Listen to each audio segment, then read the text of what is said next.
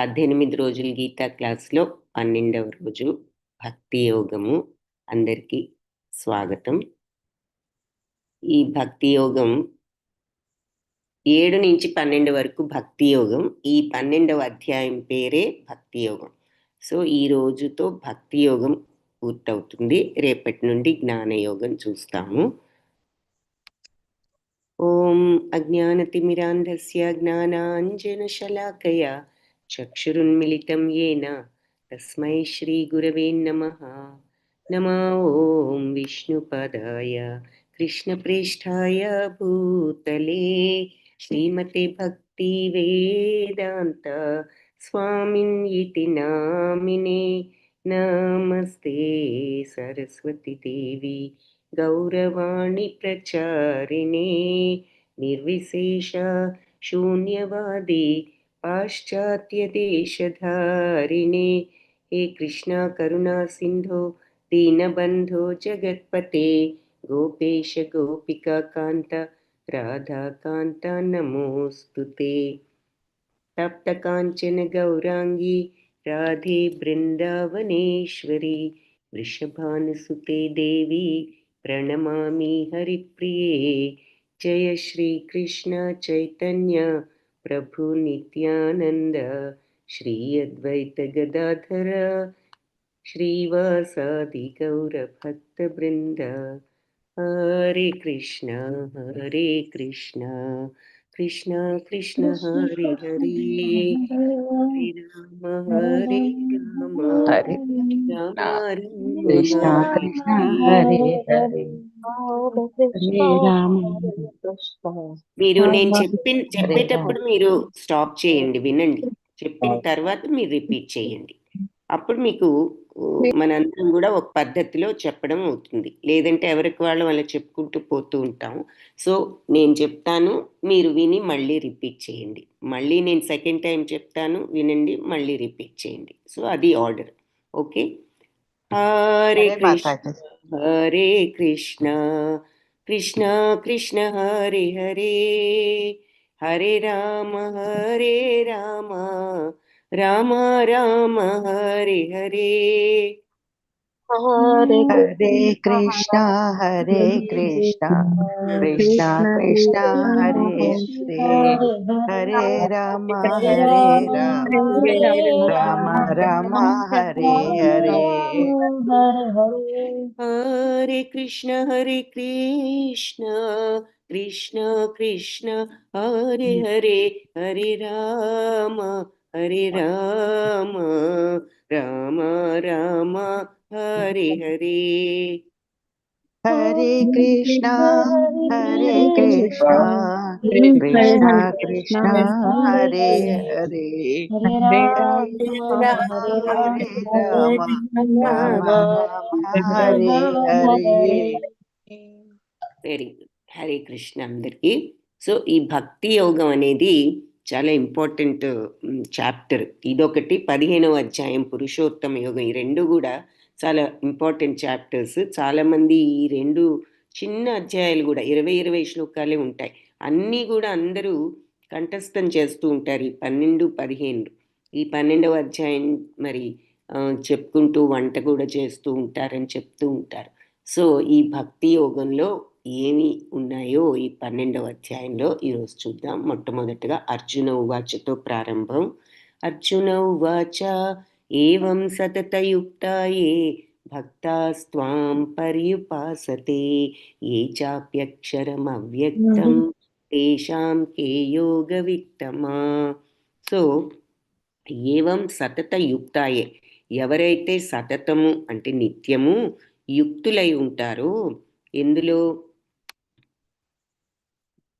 భక్తాస్తే పర్యుపాసతే అంటే నిన్ను భక్తితో ఆరాధించడంలో ఎవరైతే నిత్యము యుక్తులై ఉంటారో వారు, ఇంకా ఏ చ అపి అక్షరం అవ్యక్తం. సో ఇంకా ఎవరైతే ఈ అక్షరతత్వాన్ని, ఎటువంటి అక్షరం అంటే ఏంటి, క్షర అంటే నాశనం అయ్యేది, అక్షర అంటే నాశనం లేనిది అని. అవ్యక్త తత్వం అంటే కనిపించని ఈ బ్రహ్మతత్వం, అంటే నిరాకార తత్వం అనుకోవచ్చు. అలా ఆ బ్రహ్మతత్వాన్ని, అక్షరం నాశనం లేని ఈ బ్రహ్మతత్వాన్ని, అవ్యక్తమైన ఈ బ్రహ్మతత్వాన్ని ఆరాధించేవారు. తేషాంకే, వీళ్ళిద్దరిలో ఎవరు యోగవిత్తములు, యోగ పరిపూర్ణులు అంటే ఎల్లప్పుడూ సతతము నీ భక్తిలో నిన్ను ఆరాధించడంలో నియుక్తులైన వారు, అలాగే అక్షరమైనటువంటి ఆ అవ్యక్త తత్వాన్ని, బ్రహ్మతత్వాన్ని ఆరాధించేవారు. ఈ ఇద్దరిలో ఎవరెక్కువ యోగ పరిపూర్ణులు? ఎల్లప్పుడూ నీ భక్తితో నిన్ను ఆరాధించే భక్తులు, మరియు అవ్యక్తము నిరాకార బ్రహ్మాన్ని ఆరాధించేవారు. ఈ ఇద్దరిలో ఎవరెక్కువ యోగ పరిపూర్ణులు అని అడిగాడు అర్జునుడు.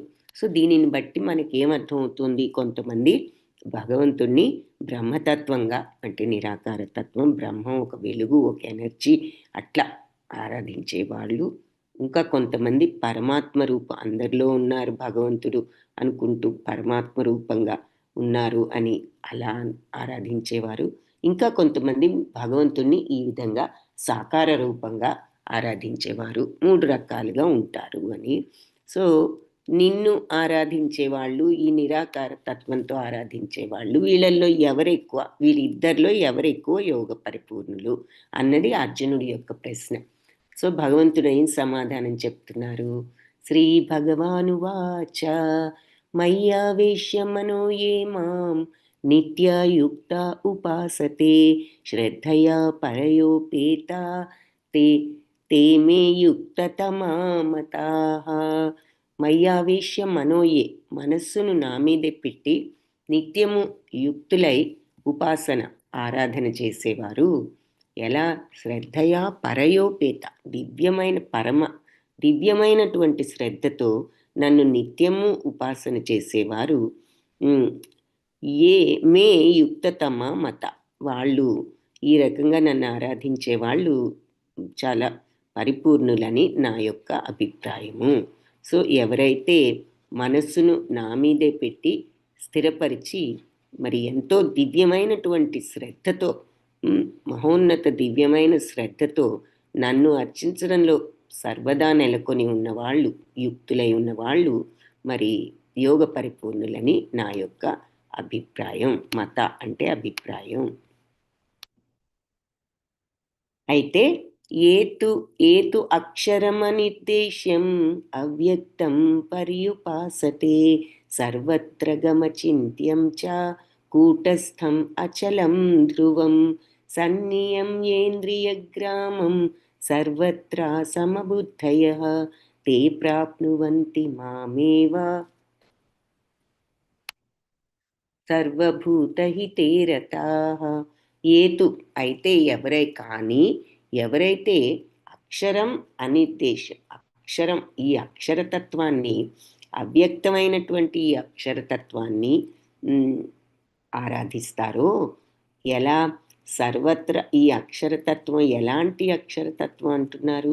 సర్వత్రగమం అంటే సర్వవ్యాపకం, అచింత్యం అంటే మన ఆలోచనలకి అందనిది, మన ఊహలకు అందనిది, మన ఊహలకు బియాండ్ అవర్ ఇమాజినేషన్ అని ఇంగ్లీష్లో అంటాను చూసారా, అంటే ఊహాతీతం, మనం ఊహించశక్యం కానిది. మరియు కూటస్థం, మార్పులేనిది, స్థిరమైనది, అచలం కదలనిది, ధ్రువం స్థిరమైనది, ఇంకా ఇటువంటి కనిపించని అక్షరతత్వాన్ని, బ్రహ్మతత్వాన్ని, సర్వవ్యాపకం, ఊహాతీతం, మార్పు లేనిది, కదలనిది అంటే ఈ లక్షణాలన్నీ స్థిరమైనవి అంటే భగవంతుడికి ఉండే లక్షణాలే ఇవన్నీ. మార్పు లేనిది, ఊహాతీతం, సర్వవ్యాపకం. సో బ్రహ్మతత్వం ఏమిటి అంటే భగవతత్వమే, కానీ దాన్ని ఒక తత్వంగా ఆరాధించడం అన్నమాట. సో ఇటువంటి బ్రహ్మతత్వాన్ని ఆరాధించేవారు సర్వత్ర మరి అంతా సర్వవ్యాపకం, అగమం, ఊహాతీతం, అచింత్యం, ఇలాంటి కూటస్థం, మార్పులేనిది, అచలం, ధ్రువమైనది, స్థిరమైనది, ఇటువంటి బ్రహ్మతత్వాన్ని ఆరాధించేవారు సన్నియమ్యేంద్రియ గ్రామం, ఇంద్రియాలన్నిటినీ కూడా నియమించి కంట్రోల్ చేసుకుని సర్వత్రా సమబుద్ధయ, అందరి పట్ల సమత్వంతో ఉంటూ తే ప్రాప్నువంతి మామేవ, వాళ్ళు ప్రాప్తం పొందుతారు నన్నే. సర్వభూతహితేరి రతాః, అన్ని భూతాలు అంటే జీవరాశులు, భూతాలు అంటే భూతాలు కాదు, జీవరాశులు అన్నీ అని చెప్పుకున్నాం. సో సర్వభూత అన్ని జీవరాశుల హితం మంచిలో రత ఆనందించేవారు. సో ఈ బ్రహ్మతత్వం ఎటువంటిది అంటే అతి ఇంద్రియాతీతమైనటువంటి, ఈ సర్వవ్యాపకమైనటువంటి, ఊహాతీతం, మన అంటే అచింత్యం, మన ఊహకందనిది, మార్పు లేనిది, కదలనిది, స్థిరమైనది, బడనిది అంటే కనిపించనిది అయిన ఈ పరతత్వ నిరాకార భావనను పూర్తిగా ఆరాధించేవారు కూడా ఇంద్రియాలన్నిటినీ కూడా నియంత్రించుకుని వాళ్ళు అందరి పట్ల సర్వత్రా సమబుద్ధయ, అందరి పట్ల సమభావంతో ఉంటూ అందరి సమక్షంలో, అందరి సంక్షేమంలో, సర్వభూతహితే అన్ని జీవరాశుల మంచిలో ఆనందించే వాళ్ళు కూడా తే ప్రాప్నువంతి మామేవా, వాళ్ళు ఈ రకంగా ఉంటూ చివరికి వాళ్ళు కూడా నన్ను పొందుతారు అని చెప్తున్నారు. సో ముందు భక్తితో నన్ను ఆరాధించే వాళ్ళు తప్పకుండా నన్ను పొందుతారని చెప్పి, కానీ ఇలా నిరాకార తత్వంగా ఆరాధించే వాళ్ళు కూడా మరి ఇంద్రియాలన్నిటినీ నియంత్రించి అందరి పట్ల సమభావంతో ఉంటూ అందరి మంచిలో ఆనందాన్ని పొందుతూ, మామూలు వాళ్ళు మనం ఎలా ఉంటాం, మనకు మంచి జరిగితే ఆనందిస్తాం, వీళ్ళు అలా కాదు, వాళ్ళ మంచి కోసం కాదు, అందరికీ మంచి జరిగినప్పుడు వాళ్ళకి ఆనందం అనమాట. సో అలాంటి అందరి పట్ల సమభావంతో ఉంటారు. ఇలాంటి స్వభావంతో ఉంటూ వీళ్ళు కూడా నన్ను చివరికి పొందుతారు. సో బ్రహ్మతత్వాన్ని ఆరాధించే వాళ్ళు కూడా ఈ రకమైన శుద్ధ భక్తుల లక్షణాలతోనే ఉంటారు. అందుకే స్థిత ప్రజ్ఞుల లక్షణాలు అని జ్ఞాన మార్గంలో 14వ అధ్యాయంలో మనం చూస్తాం. ఈ శుద్ధ భక్తుల లక్షణాలు ఈరోజు భక్తి యోగంలో చూస్తాం అని చెప్పి, సో ఇద్దరు నన్ను చేరుకుంటారు, వీళ్ళు చేరుకుంటారు. నిరాకార బ్రహ్మాన్ని ఆరాధించే వాళ్ళు కూడా ఇంద్రియాలను నియంత్రించుకుని అందరితోనూ అందరి పట్ల సమత్వంతో ఉంటూ అందరి మంచిని చూసి ఆనందిస్తూ ఇటువంటి గుణాలతో వీళ్ళు కూడా నన్ను చేరుకుంటారు. అయితే క్లేశోధికతరస్తేషాం అవ్యక్తాసక్త చేతసాం అవ్యక్తా హి గతి దుఃఖం దేహవద్భిరవాప్యతే. క్లేశోధికతరస్తేషాం, అయితే కష్టంతో కూడుకున్నది ఏది ఈ మార్గం, అవ్యక్తాసక్త చేతసాం, అవ్యక్తాన్ని ఆరాధించే ఈ మార్గం కొంచెం కష్టమైన మార్గం. అవ్యక్తా హి గతి దుఃఖం, ఈ అవ్యక్త తత్వాన్ని ఆరాధించడంలో పురోగమనం కొంచెం కష్టం, దుఃఖతరం. దేహవద్భిరవాప్యతే, మనుషులకి అంత ఈజీ కాదు ఈ మార్గంలో పురోగతి సాధించడం. పరమపురుషుణ్ణి, భగవంతుణ్ణి ఈ అవ్యక్త తత్వంతో పట్ల ఆసక్తి ఉన్న వారికి పురోగమనం చాలా కష్టంగా ఉంటుంది. ఈ విధానంలో పురోగతి సాధించడం మరి దేహదారులకు ఎప్పుడూ కష్టమే అంటున్నారన్నమాట. అంటే ఈ జ్ఞాన మార్గంలో ఇలా అవ్యక్త తత్వాన్ని ఆరాధిస్తూ ఉండడం చేయొచ్చు, పర్ఫెక్ట్గా చేస్తే వాళ్ళు కూడా నన్ను పొందుతారు, కానీ అంత ఈజీ మార్గం కాదు ఇది. ఇక్కడ అష్టాంగ యోగ మార్గం లాంటిది చూపిస్తున్నారు. ఏ తు సర్వాణి కర్మాణి మయి సన్యస్య మత్పరః అనన్యేనైవ యోగేన మాం ధ్యాయంత ఉపాసతే తేషామహం సముద్ధర్త మృత్యు సంసార సాగరాత్ భవామి న చిరాత్ పార్థ మయ్యావేశిత చేతసాం.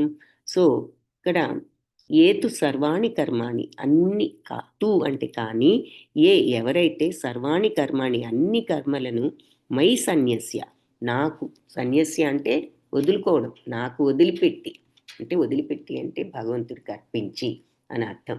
సో ఎవరైతే అన్ని కర్మలను కూడా నాకు అర్పించి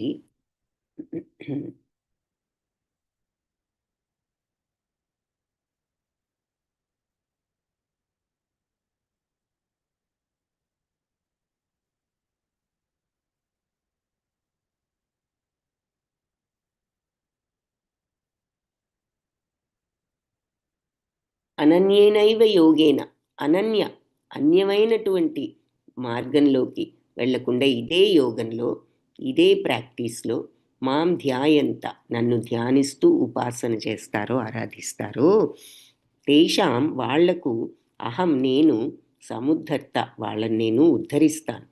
ఎక్కడి నుండి? మృత్యు సంసార సాగరాత్. మృత్యు సంసారం అంటే ఏమిటి? ఈ భౌతిక ప్రపంచం. ఇక్కడే కదా మరి జనన మరణ వృద్ధాప్యం ఇవన్నీ కూడా ఈ చక్రంలో ఉంటాయి. కాబట్టి దీనిని మృత్యు సంసార సాగరం అన్నారు. భవామీన చిరాత్ పార్థ మయ్యావేశిత చేతసం. ఎవరైతే ఇలా నా యొక్క మనసును బుద్ధిని నా మీద పెట్టి ఎవరైతే ఉంటారో వాళ్ళని ఈ రకంగా నేను మృత్యు సంసార సాగరాల నుండి రక్షిస్తాను. కాబట్టి పార్థ, ఇద్దరూ నన్ను చేరుకుంటారు. కాకపోతే ఈ మార్గం చాలా కష్టమైన మార్గం. ఏది? ఆ నిరాకార బ్రహ్మం మీద కాన్సన్ట్రేట్ చేసి పురోగమనం చెందడం అంత ఈజీ కాదు.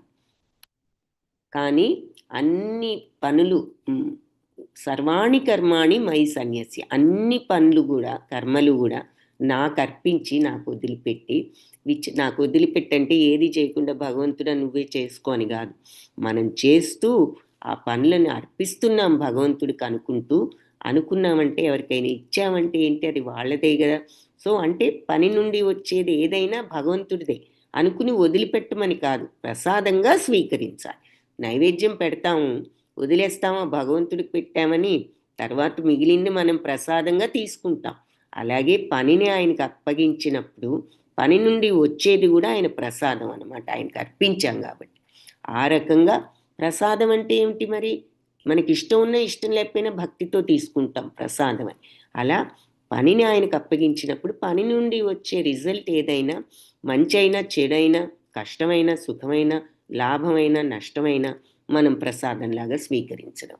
సో కార్యకలాపాలన్నిటినీ కూడా మయి సన్యస్య మత్పరః ఏతు సర్వాణి కర్మాణి మయి సన్యస్య మత్పరః. నాకు అప్పగించి అంటే నాకు సమర్పించి విచలనం లేకుండా వేరే అనన్యేన వేరే మార్గంలోకి వెళ్లకుండా ఇదే మార్గంలో అంకిత భావంతో భక్తితో మనస్సును ఎప్పుడు స్థిరంగా ఉంచుకుని ఈ రకంగా నన్ను ధ్యానిస్తూ ఆరాధించే వాళ్లను మాం ధ్యాయంతో ఉపాసతే, ఈ రకంగా నన్ను ధ్యానిస్తూ ఆరాధించే వాళ్ళను తేషాం వారిని అహం సముద్ధర్త నేను ఉద్ధరిస్తాను. ఎక్కడి నుండి? మృత్యు సంసార సాగరాత్, శీఘ్రమే ఈ మృత్యు సంసారం నుండి నేను రక్షిస్తాను అని చెప్తున్నారు. ఇక్కడ గజేంద్ర మోక్షం చిత్రం చూపిస్తున్నారు. ఇప్పుడు భగవంతుడు ఈ భక్తిలో దశలేంటో చెప్తున్నారనమాట. అనన్య భక్తి ఫస్ట్ అంటే ఇది టాప్ మోస్ట్ స్టేజ్ అనమాట భక్తిలో. మయ్యేవ మన ఆధత్స్వ మయి బుద్ధిం నివేశయ నివసిష్యసి మయ్యేవ అత ఊర్ధ్వం న సంశయ. మయ్యేవ మన ఆధత్స్వ, మనస్సును నా మీదే పెట్టి, మయి బుద్ధిం నివేశయ, బుద్ధిని కూడా నా మీదే పెట్టి, నివసిష్యసి మయ్యేవ, ఉన్నట్లయితే నాలోనే ఉంటారు. అత ఊర్ధ్వం, ఇక ఆ తర్వాత ఊర్ధ్వం అంటే భగవత్ప్రాప్తి. ఊర్ధ్వం అంటే పైన అని, పైకి అంటే ఇక్కడ భగవంతుడు అని. భగవంతుడి దగ్గరికి వెళ్ళడం నా సంశయ, సందేహం లేదిక, గ్యారంటీ, డౌట్ లేదు అంటున్నారు. ఎప్పుడు? నా మీద మనస్సును స్థిరపరిచి బుద్ధిని కూడా నా మీద స్థిరపరిచి ఉన్నవాళ్ళు తప్పకుండా నాలోనే నివసిస్తారు. వాళ్ళకి నా యొక్క ధామం నిస్సందేహంగా లభిస్తుంది అంటున్నారనమాట. నివసిష్యసి మయ్యేవా అంటే భగవంతుల్లో వాళ్ళు ఉంటారు అంటే అందరం భగవంతుల్లో లేమా అనే డౌట్ వస్తే ఇక్కడ వాళ్ళు మనస్సును బుద్ధిని కంప్లీట్గా భగవంతుడి మీద పెట్టినప్పుడు ఏం జరుగుతుంది? ఆ యోగా, ఆ కనెక్షన్ ఏర్పడుతుంది. కాబట్టి ఎవరైతే ఆ కనెక్ట్ అవ్వగలుగుతారో, ఇలా భగవంతుడితో ఆ సంబంధాన్ని ఏర్పరచుకోగలుగుతారో వాళ్ళు తప్పకుండా భగవంతుడిని మరి చేరుకోగలుగుతారు. మనం చెప్పుకున్నాం కదా, ఆ యోగా ఫోన్ ఉంటుంది, అది మనం డయల్ చేస్తే ప్రయత్నిస్తున్నాము కానీ అవతల వాళ్ళు రింగ్ అవుతోంది, ఓకే కొంతవరకు సక్సీడ్ అయ్యాము. రింగ్ అయిన తర్వాత వాళ్ళు ఎత్తి అవతల వాళ్ళు హలో అంటేనే కదా కంప్లీట్ మనం కనెక్ట్ అయ్యి అవతల వాళ్ళ నుండి ప్రతిస్పందన వచ్చింది. అది మరి ఆ హలో అన్నంత వరకు రింగ్ అయింది కానీ వాళ్ళు ఎత్తలేదు అంటాము. రింగ్ కూడా అవ్వలేదు అనుకోండి, అసలు కనెక్షనే వెళ్ళలేదు అంటాం. సో అలాగే భగవంతుడితో కరెక్ట్ అయిన కనెక్షన్ పెట్టుకోవాలి అంటే ముందు మన మన ప్రయత్నంలో ఆ కరెక్ట్ అయినటువంటి ఆ కనెక్షన్ రింగ్ అయ్యేటట్లుగా మన కనెక్షన్ ఉండాలి. ఆ తర్వాత రింగ్ అవుతూ ఉన్న అవతల ప్రతిస్పందన ఎప్పుడు రాదు, కరెక్ట్గా ఉన్నప్పుడే అన్ని ప్రతిస్పందన వస్తుంది. ఆ హలో అన్నప్పుడే మనకి కంప్లీట్గా అవతల వాళ్ళతో కనెక్షన్ వస్తుంది కదా.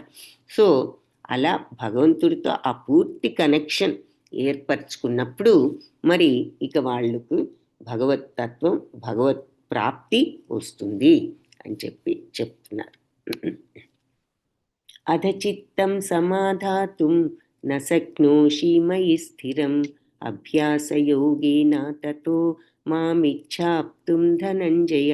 సో ఈ అనన్య భక్తి, ఇప్పుడు చెప్పుకున్న అనన్య భక్తిలో మనస్సును బుద్ధిని ఎప్పుడు కూడా భగవంతుడి మీద పెట్టి ఉన్నవాళ్ళు అన్నారు. అలా ఎప్పుడూ భగవంతుడి మీద అంత మనసును బుద్ధిని ఉంచలేకపోతే అభ్యాసయోగేన తతో, అంటే అభ్యాసంతో, సాధనతో, ప్రాక్టీస్తో నన్ను ప్రాక్టీస్ చెయ్యి, నన్ను పొందడానికి నువ్వు అభ్యాసం చెయ్యి. అప్పుడు ఈ అభ్యాసంతో మామిచ్ఛాప్తుం ధనంజయ. ధనంజయ అంటే అర్జునుడికి ఒక పేరు కదా. మామిచ్ఛాప్తుం, నన్ను పొందాలనే కోరికను పెంచుకుంటావు. సో ధనంజయ, అర్జున, నువ్వు నీ మనస్సుని ఇలా విచలనం లేకుండా ఎప్పుడూ నా మీదే స్థిరంగా ఉంచలేకపోయావే అనుకో. అప్పుడు నువ్వు ఈ భక్తి యోగ నియమాలన్నిటినీ కూడా అనుసరించు, ఈ ప్రాక్టీస్ చెయ్యి. ఈ విధంగా నువ్వు నన్ను పొందే కోరికను పెంచుకో అని చెప్తున్నారు. అందుకని దీనిని ఈ సాధన చేయాలి కాబట్టి, సాధనతో భగవంతుడి మీద ఆ ప్రేమను, భక్తిని పెంచుకోవాలి కాబట్టి సాధనా భక్తి అన్నారు. సో ఇప్పుడు మనం ఉదాహరణకి అనన్య భక్తికి ఎప్పుడూ బుద్ధిని, మనసును భగవంతుడి మీద ఉంచుకోవడం అంటే ఏం ఎగ్జాంపుల్ చెప్పుకుంటాము? ఉదాహరణకి మన తల్లిదండ్రులు అనుకున్నాం, మన పిల్లలు, మన కుటుంబ సభ్యులు, మనకు ప్రియమైన వాళ్ళు ఎప్పుడూ మన కళ్ళ ముందు ఉండకపోయినా, వాళ్ళతో ఎప్పుడూ మనం వాళ్ళ పేర్లు తలుచుకోకపోయినా, వాళ్ళు ఎప్పుడూ మన మనసులో ఉంటూనే ఉంటారు. ఏ పని చేస్తున్నా వాళ్ళు మన మనసులో, వాళ్ళ మీద ప్రేమ ఉంటూనే ఉంటుంది. అదే విధంగా మరి తల్లిదండ్రులు అంటే చిన్నప్పటి నుంచి చూస్తున్నాం, వాళ్ళు మనకు అన్నీ మంచి చేస్తున్నారు, మనకు కావాల్సినవన్నీ ఇస్తున్నారు, మనం అంటే వాళ్ళకి ప్రేమ అనే ఉద్దేశంతో వాళ్ళని చూస్తూ ఆ కనెక్షన్ మనకి చిన్నప్పటి నుంచి డెవలప్ అయింది. భగవంతుడిని మనం భౌతికంగా చిన్నప్పటి నుంచి చూడకపోయినా ఈ అండర్స్టాండింగ్తో మరి అన్నీ ఇచ్చిన భగవంతుడు, తల్లిదండ్రులు మరి మనకు అన్నీ ఇచ్చే వాళ్ళ మీద మనకి ఎలా ప్రేమ ఉంటుందో, మరి అన్నీ ఈ ప్రాణాన్నే ఇచ్చిన భగవంతుడు, తల్లిదండ్రుల్ని ఇచ్చిన భగవంతుడు, గాలి నీరు ఇచ్చిన భగవంతుడు, ఒక్క నిమిషం గాలి లేనిదే ఉండలేం కదా. అటువంటి భగవంతుడి మీద ఇంకెంత కృతజ్ఞత, ఇంకెంత ప్రేమ, ఇంకెంత భక్తి ఏర్పరచుకోవాలి మరి మనం. కాబట్టి అయితే మన కళ్ళ ముందు లేకపోబట్టి మనం ఆలోచించడం లేదు భగవంతుడి గురించి. ఇవన్నీ ఏదో నార్మల్ అనుకుని మనం, ఇంగ్లీష్లో ఒక మాట ఉంది, we're taking it for granted. ఉండేవేలే, గాలి ఎక్కడికి పోతుంది, నీరు ఎక్కడికి పోతుంది, ఇవన్నీ ఫ్రీయే కదా అనుకుంటున్నాం. ఒక్క నిమిషం గాలి లేనిదే నిమిషం కాదు, ఒక్క క్షణం ఉండగలమా ఊపిరి పీల్చుకోకుండా? ఎవరు సప్లై చేస్తున్నారు? మరి అది మనం ఒక్క నిమిషం ఆలోచిస్తే మనకు అర్థమవుతుంది. మనం భగవంతుడు నిరాటంకంగా ఈ సప్లై చేసేటప్పటికి మనం ఆలోచన కూడా ఆలోచించట్లా. నీరు ఎప్పుడైనా చూడండి, కరెంటు ఫ్లో అవుతూనే ఎప్పుడూ ఉంటుంది. ఎప్పుడైనా ఆగిపోయింది అంటే అబ్బా ఒక్క నిమిషం ఆగితే ఫ్యాన్ తిరగడం లేదు, లైట్ వెలగడం లేదు అంటూ ఎంతో సఫర్ అవుతూ ఉంటాం. అలా భగవంతుడి గాలిని గనక బంద్ చేస్తే మన పని ఎలా ఉంటుంది? కాబట్టి ఆయన ఎంతో పర్ఫెక్ట్ కాబట్టి ఈ ఎలక్ట్రిసిటీలు ఇవన్నీ మనిషి ఏర్పరచుకున్నాడు అనుకోండి, భగవంతుడు ఇచ్చిన వనరులతోనే ఏది ఏర్పరిచినా అది కాసేపన్నా అవుతుంది. కానీ భగవంతుడు గాలిని ఆపుతున్నారా, మరి భూమిని తిప్పడం ఆపుతున్నారా, సూర్యుడిని ఉదయించడం ఆపుతున్నారా? సూర్యుడు లేకపోతే మరి ఏమవుతుంది? ఒక రోజంతా చీకట్లో ఉంటే మనం. అలా ఎప్పుడైనా జరుగుతుందా సృష్టిలో? జరగదు. ఎందుకు? భగవంతుడు అంతా పర్ఫెక్ట్ కాబట్టి.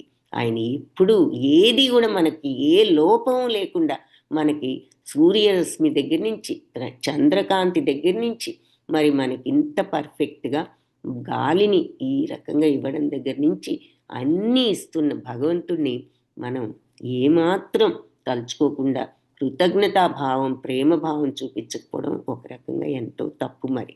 కాబట్టి చిన్న పని ఎవరైనా కింద పడింది తీసిస్తే థ్యాంక్ యూ అంటాం. మరి ఇన్నిచ్చిన భగవంతుడికి మనం ఏ రకంగా ప్రేమని, భక్తిని, కృతజ్ఞతని చూపిస్తున్నాం? సో అది మనం అందుకని భగవంతుణ్ణి తలుచుకుంటూ, ఏది తలుచుకుంటే దాని మీదే ఇంట్రెస్ట్. ఎగ్జాంపుల్స్ ఎన్నో చెప్పుకోవచ్చు. ఉదాహరణకి చూసాము అంటే 10 సార్లు ఒక వస్తువు కొనుక్కోవాలనిపిస్తుంది. వింటున్నాము, చూస్తున్నాము, సీరియల్ చూసిన కొందికి చూడాలనిపిస్తుంది టీవీ సీరియల్. ఒక 10 రోజులు ఏదో ప్రాబ్లం వచ్చి చూడకపోతే ఇంట్రెస్ట్ తగ్గుతుంది. మళ్ళీ మొదలు పెడితే మళ్ళీ పెరుగుతుంది. సో దాని గురించి మైండ్ దాని మీద పెట్టాము అంటే ఏ విషయమైనా ఆసక్తి పెరుగుతుందన్నమాట. సో భగవంతుడి మీద ఈ బాహ్య ప్రపంచపు విషయాల మీద నుండి భగవంతుడి మీద మనస్సును పెట్టినప్పుడు భగవంతుడి మీద మనకు ఆసక్తి పెరుగుతుంది. అందుకే స్మరణ ఇంపార్టెంట్. భగవన్నామ స్మరణతో భగవంతుడిని పొందొచ్చు. దేని గురించి ఆలోచిస్తే అదే అవుతాము. యద్భావం తద్భవతి అని చూసాం కదా, అది. సో ఆసక్తిని, ఆ ప్రేమను పెంచుకోవాలంటే అభ్యాసం చెయ్యి. ఇలా నామజపం చెయ్యి, కీర్తనలు చెయ్యి, శ్రవణం చెయ్యి, భగవంతుడి గురించి విను, కీర్తించు, స్మరించు. తద్వారా ఈ సాధనతో నీవు నా మీద భక్తిని పెంచుకో. ఆటోమేటిక్గా నీకు లేదనుకో, ఒకవేళ అనన్య భక్తి నా మీద ఆ టాప్ మోస్ట్ స్టేజ్లో లేవనుకో, అప్పుడు సాధన చెయ్యి. ఈ సాధనతో నువ్వు శ్రవణం, కీర్తనం, మరి స్మరణం చెయ్యి. ఇలాంటి సాధనతో నువ్వు నన్ను పొందాలని కోరికను పెంచుకోవచ్చు అని సలహా ఇచ్చారు. రెండవది సాధనా భక్తి. నెక్స్ట్ ఏమంటున్నారు? అభ్యాసేప్య అసమర్థోసి మత్కర్మ పరమో భవ మదర్థమపి కర్మాణి కుర్వన్ సిద్ధిం అవాప్స్యసి. ఒకవేళ ఈ అభ్యాసం చేయడం కూడా నీకు అసమర్థుడు అయ్యావనుకో, ఈ సాధన చేయడంలో కూడా నీకు అసమర్థత వచ్చిందనుకో, అంటే అది కూడా చేయలేకపోయావనుకో, మత్కర్మ పరమో భవ, నా కోసం దివ్యమైనటువంటి పనులు చెయ్యి నువ్వు. అంటే భగవంతుడి కోసం అన్నట్లుగా మంచి పనులు చెయ్యి. మదర్థం అపి కర్మాణి, నా కోసం నువ్వు పనులు చేస్తే కుర్వన్ సిద్ధిం, నీకు సిద్ధత్వం ప్రాప్తిస్తుంది. అవాప్స్యసి, నువ్వు సిద్ధత్వాన్ని పొందుతావు. సో నువ్వు ఇలా సాధనతో భక్తిని పెంచుకోవడం కూడా, అభ్యాసం కూడా చేయలేకపోయావనుకో, ఇక అప్పుడు నా కోసం అన్నట్లు పనులు చేయడానికి ప్రయత్నించు.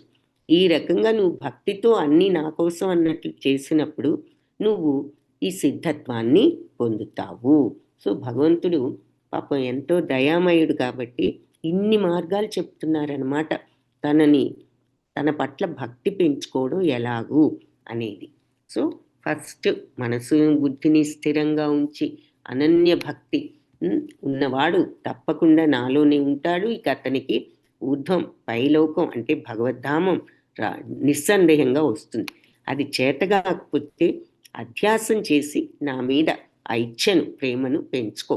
అభ్యాసం కూడా చేయలేకపోయావు అనుకో, ఇక అప్పుడు నా కోసం అన్నట్లుగా నువ్వు పనులు చేస్తూ నువ్వు ఇలా ఉండటం వల్ల నువ్వు పరిపూర్ణతను పొందుతావు. అంటే ఎగ్జాంపుల్కి ఏది చేసినా ఒక భగవంతుడి కోసం అన్నట్లుగా చిన్న ఈజీ ఏమిటంటే, ఇలా ధనం వచ్చినప్పుడు స్వార్థం కోసం మనం అది కావాలి ఇది కావాలంటూ ఆ మనీని మనం బట్టలు, చీరలు, టీవీలు ఇటువంటివి కొనుక్కునే కన్నా మరి భగవంతుడి ఆధ్యాత్మికంగా ఉపయోగపడే పనులు చేస్తూ ఉండు. అది కూడా చేయలేకపోయావనుకో, ఇంకా చెప్తున్నారు, ఒకవేళ ఇది కూడా చేయలేకపోయావనుకో, అధైతదప్యశక్తోసి కర్తుం అద్యోగమాశ్రితః సర్వకర్మ ఫలత్యాగం తతః కురు యతాత్మవాన్. అధైతత్ అపి అశక్తోసి, ఇలా నా కోసం పనులు చేయడంలో కూడా అశక్తుడవయ్యావనుకో, అది కూడా చేయలేకపోయావనుకో, కర్తుం అద్యోగమాశ్రిత, అప్పుడు నువ్వు ఇక పనులు నువ్వు నన్ను సర్వకర్మ ఫలత్యాగం చేస్తూ పనులు చేయి. అంటే కర్మఫలాలను త్యజించు. అంటే కర్మ చేసినప్పుడు ఆ వచ్చే ఫలితాలన్నీ వదిలిపెట్టని కాదు, ఆ ఫలితాల మీద ఉన్న ఆసక్తిని త్యజించు. తతః కురు యతాత్మవాన్, అలా ఉండడానికి నువ్వు ప్రయత్నించు. అప్పుడు నువ్వు నన్ను చేరుకుంటావు ఆత్మ నిగ్రహంతో. సో నువ్వు ఒకవేళ ఇలా భక్తితో పని చేయడం నాకు అర్పించి అన్ని పనులు అన్నట్లుగా కూడా చేయలేకపోయావే అనుకో, అంటే అన్నీ భగవదర్పితం అనుకుని కూడా చేయలేకపోయావు అనుకో, అప్పుడు నువ్వు ఏ పని చేసినా కనీసం ఆ కర్మ ఫలితాల మీద కావాలి కావాలి అనే ఆసక్తి తపన వదులుకో. బ్యాలెన్స్డ్గా ఉండు ఆత్మనిగ్రహంతో. అంటే కర్మఫలాలు ఎటువంటివైనా సరే నువ్వు రియాక్ట్ అవ్వకుండా సమత్వంతో, ఈక్వానిమిటీ అని ఇంగ్లీష్లో అంటాము, అలా సమత్వంతో ఉండు, ఆత్మనిగ్రహంతో ఉండు. కనీసం భక్తితో నువ్వు భగవంతుడికి అర్పించాను ఇది అని అనుకుని అలా చేయలేకపోతే కనీసం నువ్వు ఏ పని చేసినా నువ్వు ఏదొచ్చినా సమత్వంతో ఉండు. ఆ కర్మఫలాలు ఎలాంటివైనా వాటి మీద ఆసక్తిని తగ్గించుకుని అవి ఎలా ఉన్నా సరే నువ్వు ఆత్మనిగ్రహంతో ఉండు అని చెప్పి చెప్తున్నారు. సో ఇది కర్మయోగం. సో నెక్స్ట్ ఏం చెప్పారు? సో ఒకవేళ నువ్వు అది కూడా చేయలేకపోయావు అనుకో, ఏది కర్మఫలాల మీద ఆసక్తిని తగ్గించుకోవడం కూడా చేయలేకపోతే జ్ఞానం నేర్చుకో. ఎలా? వేదాలు అవి చదువుకుని జ్ఞానం అభ్యసించు. కానీ ఈ జ్ఞానం కంటే కూడా ధ్యానం ఇంకా కొంచెం బెటర్. సో ఈ ధ్యానం కంటే కూడా కర్మఫల త్యాగం ఇంకా బెటరు అని చెప్పి చెప్తున్నారు. సో కర్మఫల త్యాగం బెటరు దీనికన్నా. సో అది చేయలేకపోతే నెక్స్ట్ ధ్యానం, 5వది. ధ్యానం కుదరకపోతే చివరికి జ్ఞానం నేర్చుకో. ఈ వేద పారాయణం అది చేసి జ్ఞానాన్ని పొందు. కానీ జ్ఞానం కంటే ధ్యానం ఉత్తమం, ధ్యానం కంటే కర్మఫల త్యాగం ఇంకా ఉత్తమం. ఎందుకంటే కర్మఫలం ఎప్పుడైతే త్యజిస్తామో మనశ్శాంతిని పొందవచ్చు అని చెప్పి భగవంతుడు ఈ 6 మార్గాలు చెప్పారు భక్తిని పెంచుకోవడానికి. సో పైనుంచి కిందకి చెప్పుకుంటూ వచ్చారు. ముందు టాప్ మోస్ట్ భక్తి ఏది అంటే మరి అనన్య భక్తి. మనస్సును బుద్ధిని ఎల్లప్పుడూ భగవంతుడి మీద నిమగ్నం చేసి ఉండగలుగుతుంది. అది చేత కాకపోతే సాధన చేసి నా మీద ఆ ప్రేమను ఇచ్చను పెంచుకో. అది కూడా చేత కాకపోతే ఏ పని చేసినా భగవదర్పితం అనుకుంటూ చేసి మరి ఆ పనిని అలా నిర్వర్తించి ఏదొచ్చినా భగవత్ ప్రసాదంగా స్వీకరించు. అది కూడా చేత కాకపోతే ఇక నువ్వు ఏ పని చేసినా కర్మఫలాల పట్ల ఆసక్తిని వదులుకుని ఆత్మనిగ్రహంతో ఉంటూ ఏదొచ్చినా సమత్వంతో ఉండు. ఆత్మనిగ్రహం అంటే సెల్ఫ్ని కంట్రోల్ చేసుకో. అంటే ఏదైనా వస్తే పొంగిపోవడం, లేదంటే ఏదైనా ఇష్టం లేనిది జరిగితే కృంగిపోవడం, కోపం తెచ్చుకోవడం, ఇలా కాకుండా ఏది జరిగినా నువ్వు బ్యాలెన్స్డ్గా ఉండు సమత్వంతో. అది కూడా చేతగా లేదనుకో ధ్యానం చెయ్యి. అది కూడా చేతగా లేదనుకో జ్ఞానం నేర్చుకో. వేదాలు అవి చదివి తెలుసుకో భగవంతుణ్ణి. ఎందుకంటే వేదాలన్నీ చదివితే తెలుసుకునేది భగవంతుణ్ణే అని చూశాం కాబట్టి. కాబట్టి అది కూడా చేత కాకపోతే వేదాలు నేర్చుకో, చదువుకో, జ్ఞానం నేర్చుకో అని భగవంతుడు ఎంతో దయతో ఇన్ని పద్ధతులు చెప్పారు. ఇది టాప్ మోస్ట్. ఇది చేత కాకపోతే ఇది చెయ్యి, సాధన చెయ్యి. ఇది చేత కాకపోతే మరి సాధన చేత కాకపోతే నా కోసం అన్నట్టు పనులు చెయ్యి, అన్నీ సమర్పించి. అది చేయలేకపోయావంటే కనీసం ఏ పని చేసినా దాని రిజల్ట్ మీద నీవు ధ్యాస వదులుకుని ఎలాంటి రిజల్ట్ వచ్చినా నువ్వు సమత్వంతో ఉండు. అది చేత కాకపోతే ధ్యానం చెయ్యి, అది చేత కాకపోతే జ్ఞానం నేర్చుకో. కానీ జ్ఞానం ధ్యానాల కంటే ఇంకా ఇది బెటర్. ఏది? నువ్వు కర్మఫలాలు త్యజించడం అన్నా చేయటానికి ప్రయత్నించు. ఎందుకంటే అలా చేసినప్పుడు మనశ్శాంతి వస్తుంది. సో ఆ స్వార్థ భావం ఎప్పుడైతే పోతుందో, ఏదైనా మనం సమత్వంతో ఉన్నప్పుడు మనశ్శాంతి కదా. ఆ సమత్వం లేకపోతేనేగా కలవరాలు, కోపాలు, తాపాలు, గర్వాలు, బాగా చేస్తే ఎగిరిపోయి గర్వపడిపోవటం, ఇవన్నీ కూడా మనకి చివరికి మనశ్శాంతిని కరువు చేసే విషయాలు. అందుకని సమత్వంతో ఉంటూ ఏది ఎలా ఉన్నా మనం రియాక్ట్ అవ్వకుండా ఉండగలిగినప్పుడు మనశ్శాంతి ఉంటుంది. కాబట్టి ఈ రెండింటికంటే కూడా ఇది ఇంకా కొంచెం బెటరు అంటున్నారు. ఇప్పుడు ఇలా ఉండగలిగిన భక్తితో ఉన్నవాడు, సో ఈ రకమైన భక్తిని డెవలప్ చేసుకో ఈ మార్గాల్లో అని చెప్తున్నారు కదా. ఇప్పుడు ఇలా ఎవరైతే ఇలా ఉండి భక్తిని పెంచుకుంటారో అటువంటి భక్తులు ఎలా ఉంటారో చెప్తున్నారు అన్నమాట ఇక్కడ. అద్వేష్టా సర్వభూతానాం మైత్రః కరుణా ఏవ చ నిర్మమో నిరహంకార సమదుఃఖ సుఖక్షమీ సంతుష్టా సతతం యోగి యతాత్మా దృఢనిశ్చయః మయ్యర్పితమను బుద్ధిర్ యో మద్భక్త సమే ప్రియ. అద్వేష్ట సర్వభూతాలు, భూతాలంటే జీవరాశులు చెప్తుంది. అన్ని జీవరాశుల పట్ల ద్వేషం లేని వాళ్ళు, మైత్ర మిత్రుత్వంతో ఉంటూ అందరి పట్ల కరుణతో, అందరి పట్ల ఆ కరుణ చూపిస్తూ, మరియు నిర్మమం అంటే దేని మీద మమత్వం, నాది అనేటటువంటి ఆ మమత్వం, అటాచ్మెంట్ వదులుకుని, నిరహంకార అహంకారం లేకుండా, సమదుఃఖ సుఖ దుఃఖాలలో సమత్వంతో ఉంటూ, క్షమి ఓర్పుతో ఉంటూ, సంతుష్టా సతతం ఎల్లప్పుడూ సంతోషంగానే, అంటే ఎల్లప్పుడూ సంతృప్తితో ఉంటారు. ఏది జరిగినా వాళ్ళు సంతృప్తిగానే ఉంటారు, అసంతృప్తి లేదు వాళ్ళకు.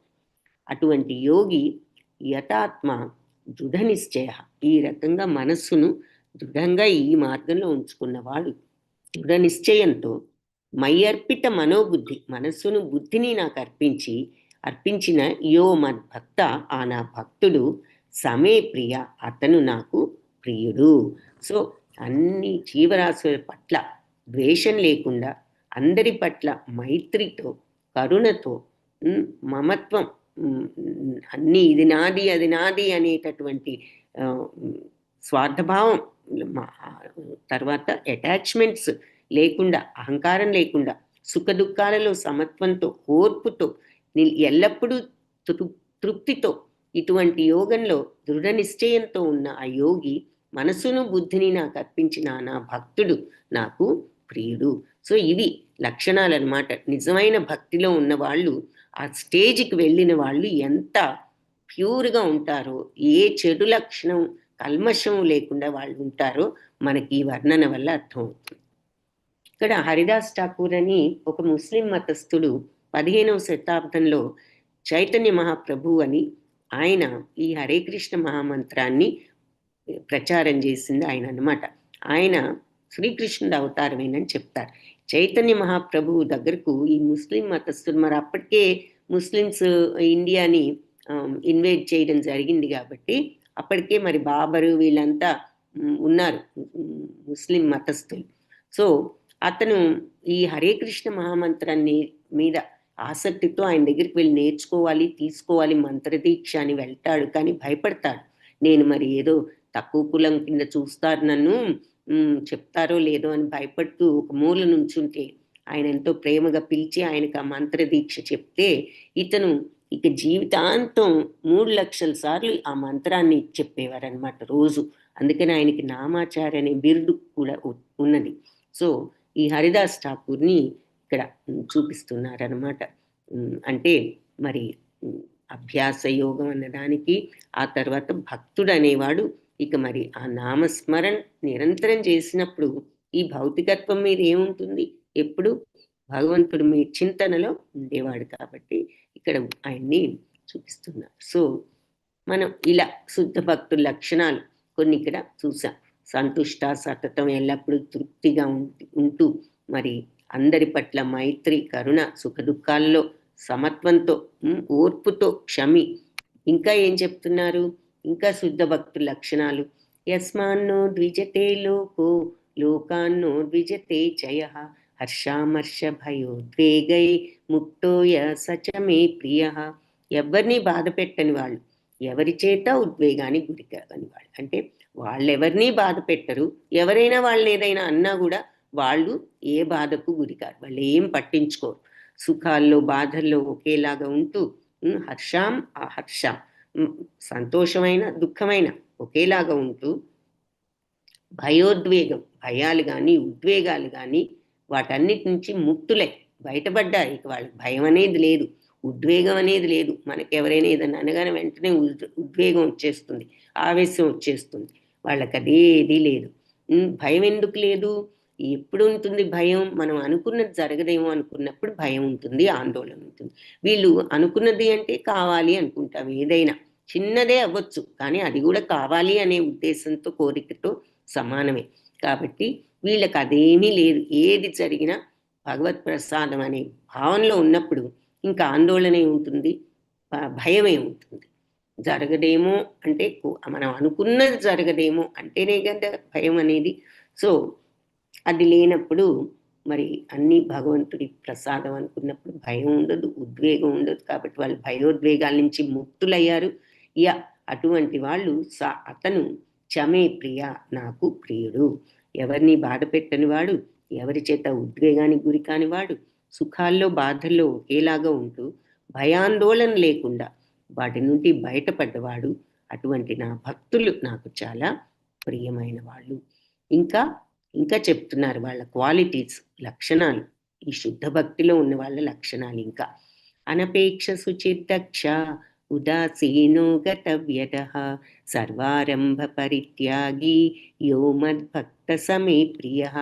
అనపేక్ష అంటే ఏదో కావాలి అంటూ తాపత్రయపడుతూ కోరుకోకుండా, కోరికలతో ఉండకుండా, శుచి పవిత్రంగా, అంటే పవిత్రం అంటే చెడు భావాలు ఏమీ లేకుండా, కల్మషాలు లేకుండా, దక్షత అంటే ఈ మార్గంలో చక్కగా పట్టుదలతో ఉండేవాడు, ఉదాసీనుడు అంటే బ్యాలెన్స్డ్గా ఉండేవాడు. మనం వీడేంటబ్బా ఎక్స్ప్రెషన్ లేకుండా అన్నీ ఇలా ఉదాసీనంగా ఉంటాడని మనం ఏదో తప్పనుకుంటాం. అది చాలా గొప్ప లక్షణం అని మనకి ఇక్కడ అర్థమవుతుంది. ఏది ఎలా ఉన్నా రియాక్ట్ అవ్వకుండా ఉండగలగటం, ఉదాసీనుడు. గతవ్యధ ఏ బాధ లేనివాడు. ఏ బాధ లేనివాడంటే ఏ కోరికలు లేనివాడే ఏ బాధ లేనివాడు. కోరికలు ఉన్న దగ్గర నుంచి అన్ని బాధలే. సో కోరికలు లేవు కాబట్టి వ్యాధులన్నీ వదిలిపెట్టినవాడు. సర్వారంభ పరిత్యాగి. మరి ఆ స్వార్థ చింతన కోసం ఎన్నో ప్రయత్నాలు కోరికలు తీర్చుకోవడానికి చేస్తూ ఉంటాం. కోరికలు లేని వాళ్ళకి ఇంకా అవన్నీ ఏముంటాయి, అన్ని ప్రయత్నాలు, అటువంటి ప్రయత్నాలు, కోరికలు తీర్చుకునే ప్రయత్నాలు వదిలిపెట్టినవాడు. అటువంటి భక్త, నా భక్తుడు సమే, అతను నాకు ప్రియుడు. సో ఈ భౌతిక కోరికలు తీర్చుకోవాలని తాపత్రయపడేవాడు, తాపత్రయపడనివాడు, పవిత్రమైన వాడు అంటే పవిత్రమైన మనసుతో కల్మషం లేకుండా ఉన్నవాడు, దక్షత ఉన్నవాడు, ఉదాసీనుడు, ఏది జరిగినా ఒకే రకంగా బ్యాలెన్స్డ్గా ఉండగలిగిన వాడు సమత్వంతో. మరి అది ఇది కావాలి అంటూ మరి కలత పడకుండా, స్వార్థ చింతన లేకుండా ఉన్న నా భక్తుడు నాకు చాలా అటువంటి వాడు నాకు చాలా ప్రియుడు. యో న హృష్యతి న ద్వేష్టి న శోచతి న కాంక్షతి శుభాశుభ పరిత్యాగి భక్తిమాన్యా సమే ప్రియ. యో న హృష్యతి, ఎవరైతే పొంగిపోకుండా, లౌకిక సుఖాలు ఏదైనా వచ్చినప్పుడు పొంగిపోకుండా, నా ద్వేష్టి, కష్టాలు వచ్చినప్పుడు దుఃఖించకుండా, నా శోచతి, దుఃఖించకుండా, నా కాంక్షతి, కోరుకోకుండా, శుభ అశుభ రెండు కూడా వదిలిపెట్టిన వాళ్ళు. శుభ అశుభ, ఇదేమిటి శుభాన్ని ఎందుకు వదిలిపెట్టాలి అంటే, వదిలిపెట్టడం అంటే మనం ఫిజికల్గా వదిలిపెట్టడం కాదు, దేని మీద ఆసక్తి అంటే అది కావాలి, మంచి కావాలి అని తప్పించిపోరు, చెడు వద్దు అని భయపడరు. ఏది ఎలా ఉన్నా వాళ్ళు అది కావాలి ఇది కావాలి అని ఏది కూడా కోరుకోరు. శుభమైన అశుభాన్ని, శుభాన్ని కోరుకోరు, అశుభాన్ని వద్దనుకోరు. అసలు ఆ రిజల్ట్ గురించి, కోరిక గురించి వాళ్ళకి ఆలోచన లేదు. భక్తిమాన్య, ఇటువంటి భక్తిమాన్యుడు సమే ప్రియ, నాకు ప్రియుడు. సో ఎవరైతే ఈ లౌకిక సుఖాలను పట్ల ఆనందాన్ని పొందకుండా, ప్రాపంచిక కష్టాల పట్ల బాధపడకుండా, నష్టం జరిగినా బాధపడరో లేదా లాభం కోసం ప్రాకులాడరో, శుభ అశుభ రెండింటినీ కూడా వదిలిపెడతారు. అంటే రెండుని, రిజల్ట్ని వదిలిపెడతారని కాదు, దాని మీద ఆసక్తిని వదులుకుంటారు. ఇది మంచి, ఇది కావాలి, అది చెడు, అది రాకూడదు, ఇలా ఇక వాళ్ళు ఇటువంటి ఆలోచనలు కూడా వాళ్ళకు ఉండవు. కావాలి అనేది ఉండదు, ఇక వద్దు అనేది. అటువంటి జనులు, భక్తితో నిండి ఉన్నవారు నాకు చాలా ప్రియమైన వారు. ఇక్కడ ప్రహ్లాదుణ్ణి, మరి ప్రహ్లాదుడు ఆఖరికి చంపుతున్న ఎన్నో ప్రయత్నాలు ఆయన చంపాలని చూసినా కూడా అతను ఎప్పుడూ భయపడలా. ఎందుకంటే మనసును ఎప్పుడు భగవంతుడి మీదే నిశ్చలంగా ఉంచగలిగిన పరమ భక్తుడు కాబట్టి.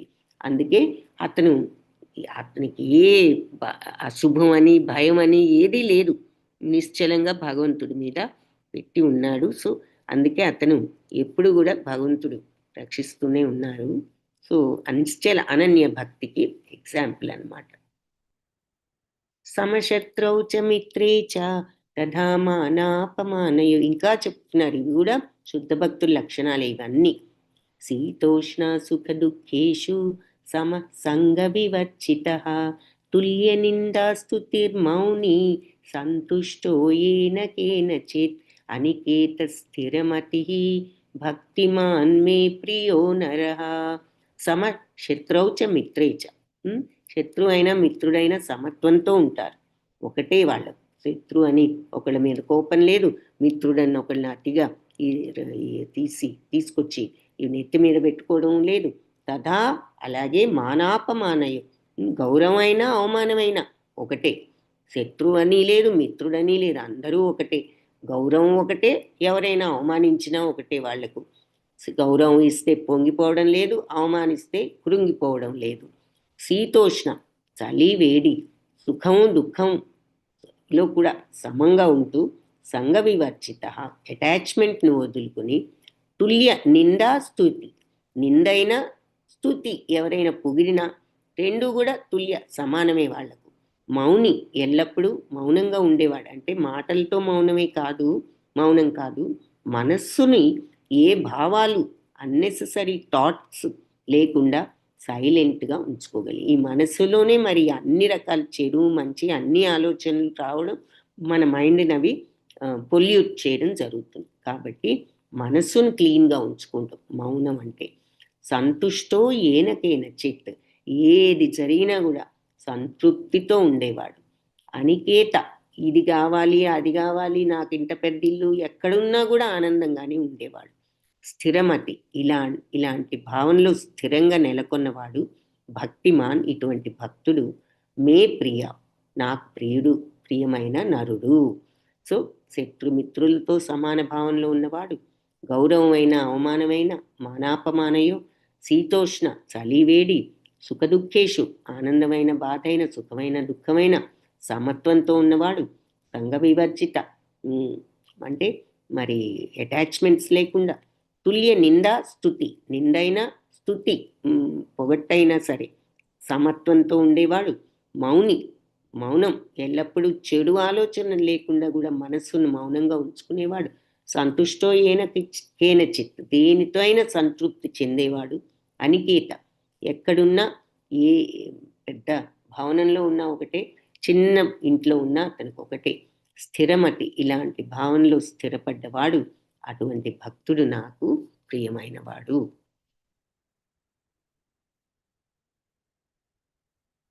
ఇక్కడ అంబరీష్ మహారాజును చూస్తున్నాము. అంబరీష్ మహారాజ్ స్టోరీ కూడా చూసాం కదా. ఆయన పెద్ద రాజు, పరమ భక్తుడు. దుర్వాసుడు మరి కోపంతో ఈర్ష్యతో వచ్చి పరీక్షిద్దామని కావాలని ఉపవాసం చేసే రోజున వచ్చి ఆయన ఉపవాసం విరమించాల్సిన సమయంలో అతను రాకుండా ఉంటే పక్కన రాజగురువులందరూ మరి నువ్వు ఉపవాసం చేయనట్లు అవుతుంది, ఏదో తీసుకోవాలంటే ఆయన కొంచెం గుక్కెడు నీళ్లు తాగితే అప్పుడు వచ్చి నువ్వు నేను లేకుండా నీళ్లు తాగుతావా అని చెప్పి ఒక రాక్షసుణ్ణి సృష్టించి ఆయన మీదకి పంపడం. అప్పుడు విష్ణుమూర్తి మరి ఆయన సుదర్శన చక్రంతో ఈ రాక్షసుని వధించి ఆ చక్రం దుర్వాసుడు వైపు వెళ్తూ ఉంటే ఆయన పరిగెత్తుకుంటూ వెళ్ళి బ్రహ్మదేవుడి దగ్గరికి, ఆయన నా వల్ల కాదంటే మరి శివుడి దగ్గరికి వెళ్తే, శివుడు నువ్వు విష్ణుమూర్తి దగ్గరికి వెళ్ళి అడగాలి అని చెప్తే ఆయన దగ్గరికి వెళ్తే ఆయన అంబరీష్ మహారాజుని అడగమంటారు. అప్పుడు తిరిగి వచ్చి అంబరీష్ మహారాజు ఆయన క్షమాపణ అడగడం. అంబరీష్ మహారాజు వెంటనే ఏ భావం లేకుండా ఎంతో గౌరవంతో ఆయన్ను భగవంతుడు ప్రార్థించి ఆయన్ను రక్షించవలసిందిగా ఆయన ప్రార్థించడం చూపిస్తున్నారు. అంటే ఆ భక్తుడు అనేవాడు ఎలా ఉంటాడు అన్నదానికి ఈ అంబరీష్ మహారాజును ఒక ఎగ్జాంపుల్గా చూపిస్తున్నారు అన్నమాట.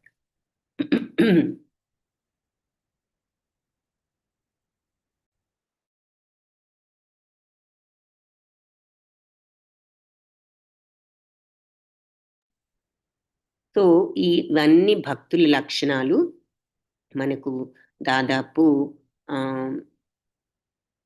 13వ శ్లోకం దగ్గర నుండి చూసాం. 13 నుంచి 19 వరకు దాదాపు 7 శ్లోకాలు ఈ శుద్ధ భక్తుల లక్షణాల గురించి చెప్పారు. అంతకుముందు భక్తిలో ఎలా ఈ టాప్ మోస్ట్ భక్తి నుంచి కింద మార్గాలు, ఎలా భక్తిని పెంచుకునే మార్గాలు అనేది భక్తిలో దశలు చెప్పారు. తర్వాత ఆ భక్తుడు అనేవాడు ఎలా ఉంటాడు, లక్షణాలు చెప్పారు. చివరికి ఏతు ధర్మ్యామృతం ఇదం యథోక్తం పర్యుపాసతే శ్రద్ధధానా మత్పరమా భక్తాస్తేతీవ మే ప్రియ తు. కానీ ఎవరైతే ఈ ధర్మామృతాన్ని యథోక్తం వాళ్ళ చేతనైన తీరులో వాళ్ళ సాయశక్తుల పర్యుపాసతే ఉపాసన చేస్తారో శ్రద్ధతో మత్పరమ నన్ను భగవంతుణ్ణి మనసులో ఇలా లక్ష్యంగా పెట్టుకుని భక్తాస్తే తీవమే ప్రియ, ఇటువంటి భక్తుడు నాకు అత్యంత ప్రియుడు. భక్తి అనే ఈ అమృత మార్గాన్ని అనుసరిస్తూ నన్నే పరమ లక్ష్యంగా చేసుకుని పూర్తిగా భక్తిలో నెలకొని ఉండేవారు నాకు అత్యంత ప్రియమైన వారు. ఇక్కడ కుచేలుణ్ణి చూపిస్తున్నారు. చిన్నప్పుడు వాళ్ళిద్దరు కూడా మిత్రులు.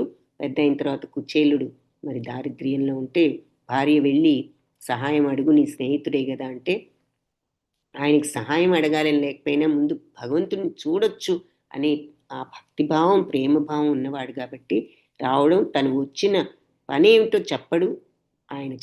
భగవంతుడు అడగకపోయినా ఆయనకి తెలుసు కాబట్టి ఆయన వచ్చి కూడా నాకు ఇంత దరిద్రంలో ఉన్నాను, నాకు సహాయం చేయమని అడగడు. ఆయన భగవంతుని చూసి ఆ భావమే ఆయనకి తృప్తి, ఆనందాన్ని ఇచ్చింది.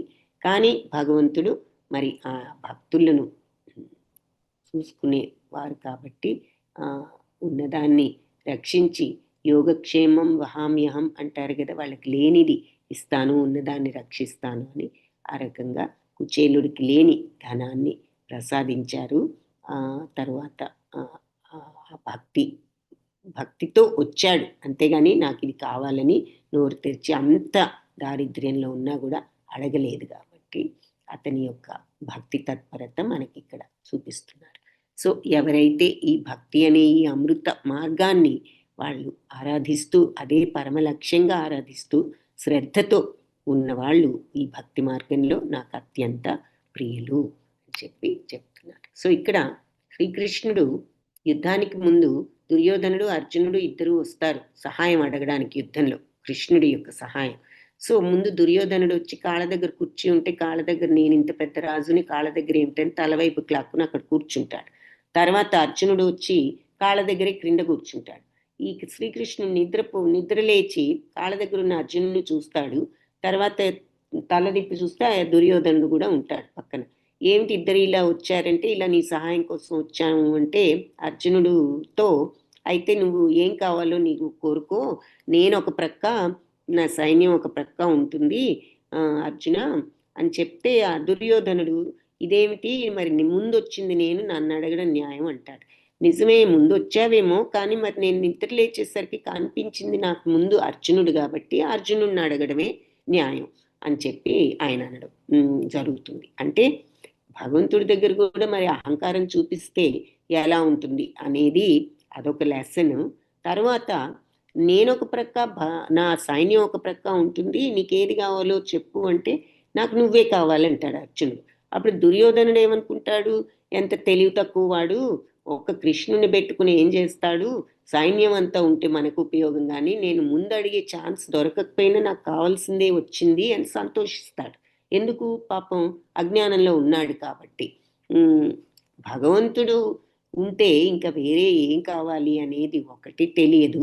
రెండవది, అర్జునుడు ఈయనేదో గొప్పవాడు, భగవంతుడు శక్తి ఉందని కాదు, భక్తుడు ఎప్పుడు కూడా భగవంతుడినే కోరుకుంటాడు. కాబట్టి వాళ్ళకు కావాల్సింది ఏమిటి అంటే భగవంతుడు.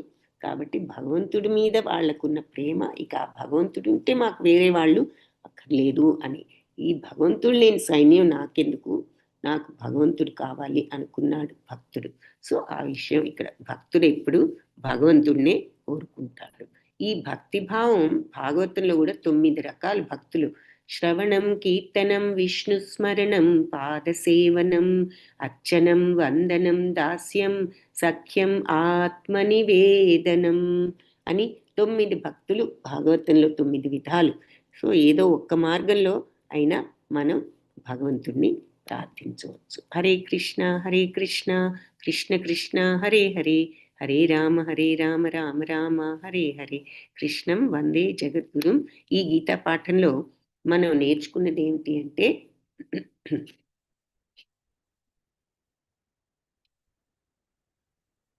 అసంగత్వాన్ని వదిలి దేవాది దేవుడైన భగవంతుణ్ణి మరి శుద్ధమైన భక్తితో మనం